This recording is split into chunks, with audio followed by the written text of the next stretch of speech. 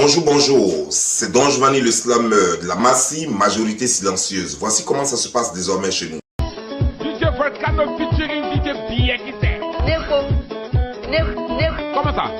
Biekise donne le programme de campagne de RADP en 2020. Mère contre vous êtes. Comment ça? Mère contre vous êtes. Pierre. Allez, fais un peu d'ambiance à Biekise. On y va. On y va. Yo, Ivoirien, d'où vient Kandja Kamara? Où ça? Merci pour l'information. Amadou Gop Moubalé, si c'est Bakou Kabé Bakareko, il vient d'où? Mali. Allez, fais un peu d'ambiance à Biekise. Bordel. Bordel. DJ Volcano featuring DJ Biekise. Leur con. DJ Biekise, toi-même tu as quoi?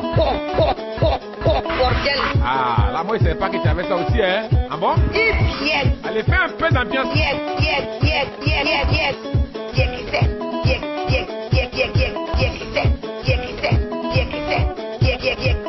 Je vous attends au tournant. DJ Volcano featuring DJ Biekise. Il s'agit du procureur de l'armée, Monsieur Ange Kessi. On l'accuse d'avoir eu une relation avec une fille et c'est répandu aujourd'hui sur les réseaux sociaux. Nous allons en savoir plus. Alors, Monsieur le procureur Ange Kessi, qu'est-ce qui se passe? C'est par ces réseaux que tu peux commencer. Ce jour-là, je crois qu'il pleuvait, je dormais.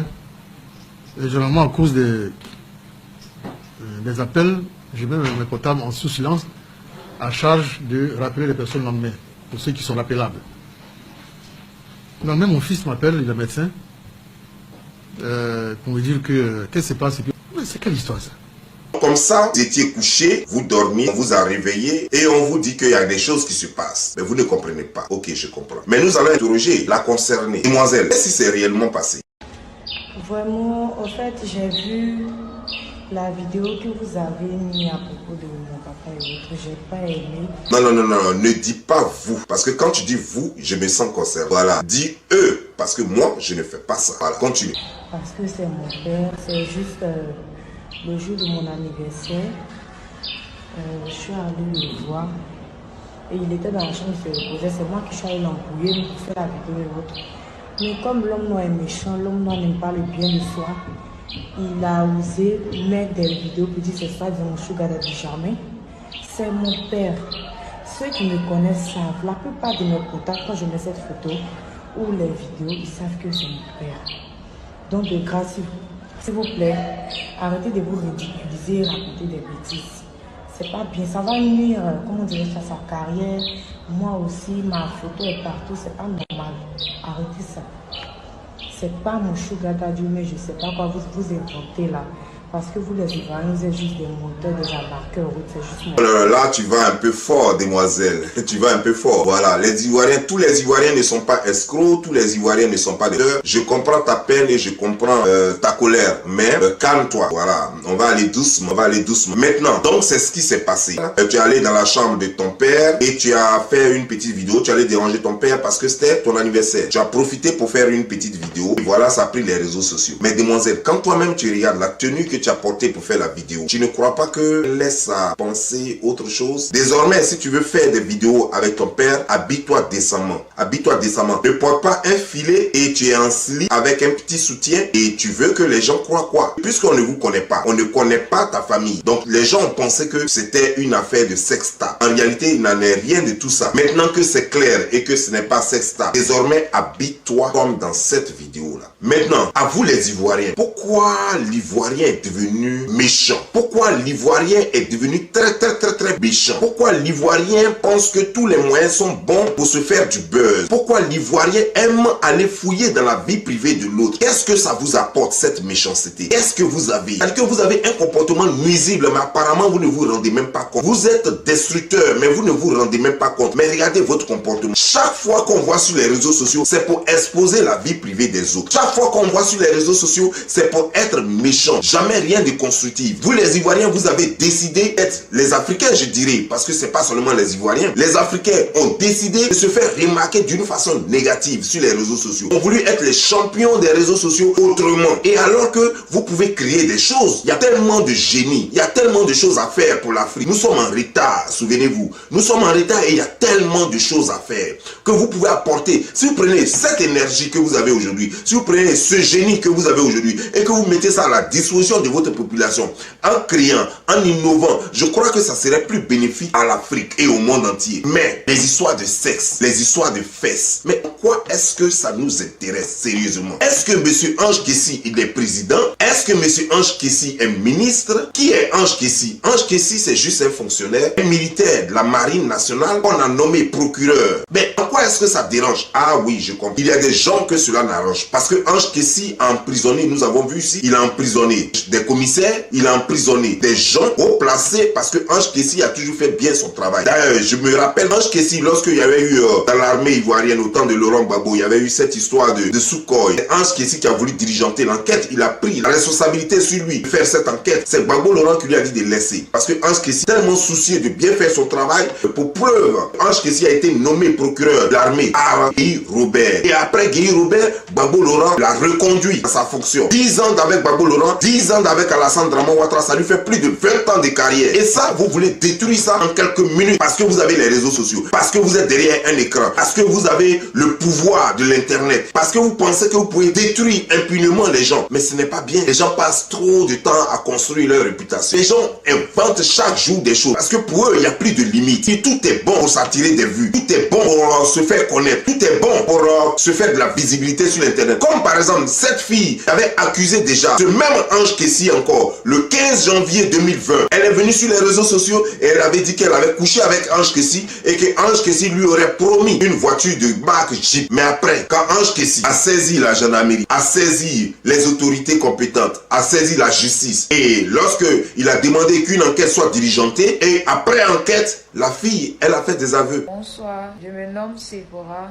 Je viens m'excuser tout ce que vous voyez sur le net actuellement contre le général Ange Kessi. Je ne l'ai jamais connu.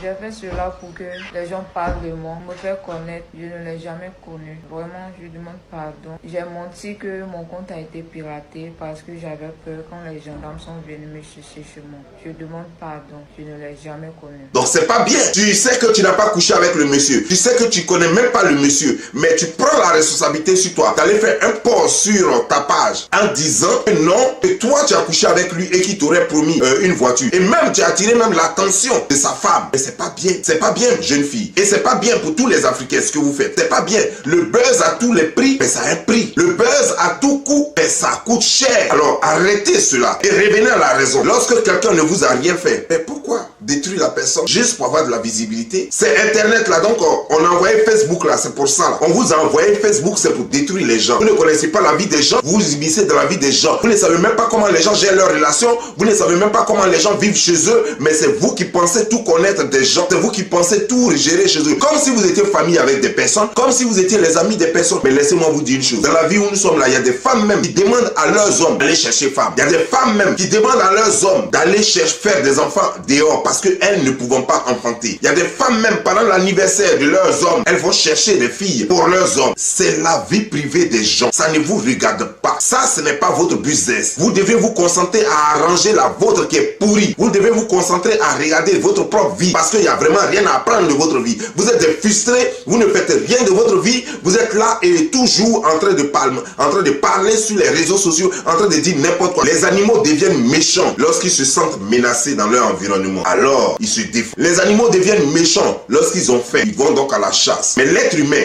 n'a pas besoin d'attendre d'être attaqué. L'être humain n'a pas besoin d'être dérangé pour être méchant. Nous voulons absolument détruire les autres. Nous voulons répandre notre méchanceté autour de nous. Nous voulons faire du mal. On dirait que nous nous nourrissons du mal. Et ça, c'est dangereux. Ça, c'est pas africain. Ça, je crois que l'Afrique est à revoir. Mais je comprends bien. Si on voit dans notre société des personnes qui font des choses et que les gens se taisent et que c'est encouragé, c'est normal que nous ayons une société pourrie. Parce que de chaque jour que Dieu fait, nous voyons des dérapages. Mais personne ne tire la sonnette d'alarme. Je vois même des gens même qui ne savent même pas faire deux phrases en français, mais qui font des vidéos et qui se prennent pour des stars. Mais ça fait pitié. Ça fait pitié. C'est Dieu, il faut leur parler. Les Ivoiriens sur Facebook, hein, quand je vois tout ce qui se passe au fait, je me rends compte que avec vous là, il n'y a pas de limite au fait. Vous mettez les gens en palabre. Parce que ce que vous êtes en train de faire sur Facebook là, c'est de la sorcellerie.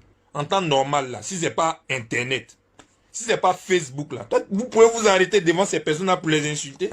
On a connu la guerre. Actuellement, on parle de Corona, on parle de beaucoup de choses dans ce pays-là. Mais vous êtes toujours là à diviser les gens. Pourtant, c'est ensemble qu'on construit quelque chose. C'est ensemble qu'on est fort. Quand on voit vos Facebook là, vous écrivez ça beaucoup. Mais dans la faisabilité de la chose, vous êtes comme ça, zéro. Parce que vous aimez bien voir les gens en palabre. Vous gagnez quoi dedans? Vous aimez animer, je ne sais pas, la haine. Vous aimez ça.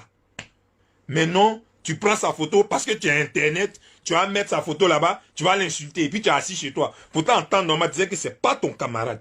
Vous abusez. Mais vous êtes tout le temps là en train de diviser les Ivoiriens. C'est ça votre problème. Et comme ça, on ne peut pas avancer. On ne va jamais avancer. Vous êtes tous des hypocrites. À quoi vous aujourd'hui là, tout le monde, les Camerounais, les Maliens, et je sais pas, les Guinéens, ils vont se moquer de nous. Où on dit il y a buzz là, vous êtes là-bas. Vous allez partager la photo de quelqu'un, ils vont vous mettre des j'aime. J'aime. Tu manges j'aime là, je te demande. Tu manges ça. Il a fini de parler, au revoir. Bien dit, c'est dit. Ok, maintenant, je crois que vous là, vous devriez faire franchement comme cette vieille mère. Par moi, ici, une vieille mère de Guizès. Avant, il était dans les yaya. Tu vois, avant, il prenait les Kali, les Pao, les Kounounians. Maintenant, là, Guizès, quoi, ma fata, quoi, puis il est venu me nord auprès de lui. Donc, pour cela, mon moroni en Christ, quoi, c'est Guizès. Par exemple, lui, là, il allait me dafa même. Voilà, j'allais être, tu connais le cimetière, là, on appelle ça au Yoromadjan. Voilà. Aujourd'hui, là, voilà, moi, c'est clair, vous devriez aller à l'église comme elle. Voilà, elle vous a bien dit. Voilà, mais je crois que ça devrait être votre boulot. N'est-ce pas, Kandia Kamara? Mais nous sommes tous engagés dans cette carrière. Après tout ça, je crois que les Ivoiriens ont franchement besoin de prière. Il faut prier pour eux, pour les changer, parce que l'animosité que je vois, c'est pas possible.